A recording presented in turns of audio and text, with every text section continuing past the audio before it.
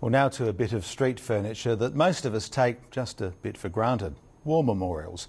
Such was the scale of loss, especially in World War I, that for many small communities, memorials mark their effective end.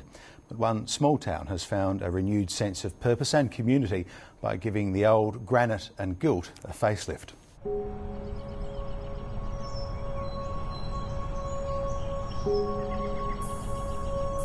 Look, when people look at one of these little country town memorials particularly, they're looking back in time. We're looking back to an age that it's hard for modern Australians to begin to understand. They were surrogate graves for all those people whose loved ones, husbands, fathers, brothers, uncles, were buried on the other side of the globe.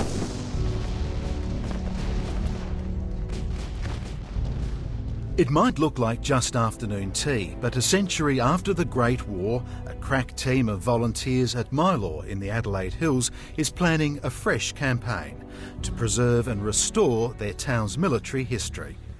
Well, they were saved. Yeah, we rescued one of them. Their great success so far has been the War Memorial on the edge of town. The memorial used to be in a slightly different location on that corner, and it had sat there unused and unloved for quite some years, I think for some decades. It's just such a poignant part of our little village, I feel, and it's just made us realise just that, you know, so many from this little village went off to war, and all those names on the War Memorial, those fellows did not return. 11 men from the Mylor district died in the First World War, and because it wasn't the war to end all wars after all, another 6 perished in World War II. The Barkers say Mylor hadn't held a dawn service at the memorial for 40 years until it was refurbished a few years ago. The next project will be the Avenue of Honour. An oak or two is missing. We're thinking of planting some trees to recognise those from the Second World War, and if there are any missing from the First World War, which we think there are, to plant those as well, so we end up with a true avenue of honour, recognising those who have contributed in the wars. 60,000 Australians died in the Great War, World War I, and historians say all of them, apart from one general and the unknown soldier, lie overseas. But 20,000 of them either have no grave or are in unmarked plots, hence the importance of the memorials. Throughout the 1920s and the 1930s, the major city memorials were built, but across the country a flurry of construction saw columns and pillars and halls. All are reminders of a cataclysm that took not only individual lives, but according to Ashley Eakins, also tell a much wider story. By the mid-1930s there were 1,500 of them, one for every 40 soldiers who died on average.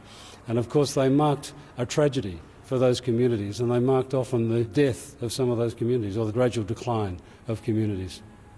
And in places you can find around the country, there are towns that exist really only with the remains of perhaps a few buildings and a war memorial. But Mylor has found something else. In restoring its memorial, it's brought out a whole range of stories. It just sat there, really, and now it is really a part of the town. Tales like that of Lance Meredith, a Changi prisoner who has been transported to Japan when his ship was sunk by the Allies. He was on the life raft for several days, they were on them, and he was the only single man on them. And they only had the little bit of water that they'd caught from the rain, and that was nearly run out. And he said to his mates on the life raft, "I'm the only single one. Good luck to you all. I hope you make it." And next morning he wasn't there. So he got off the raft, yeah. He swam off. Yeah, to give them more water. And the next day they got picked up, but he had drowned. And Horace Best, who was given this embroidered flower bag by a grateful Belgian family. Let's just say he used a digger's resourcefulness to come by the flour to feed the family.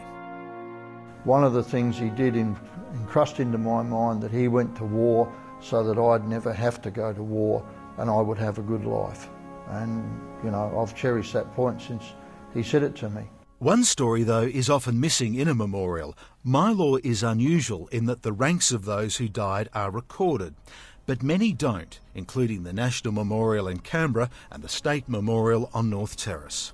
It was decided that the ranks and decorations wouldn't be displayed, that they would try and preserve some memory of these men as all being equal in death.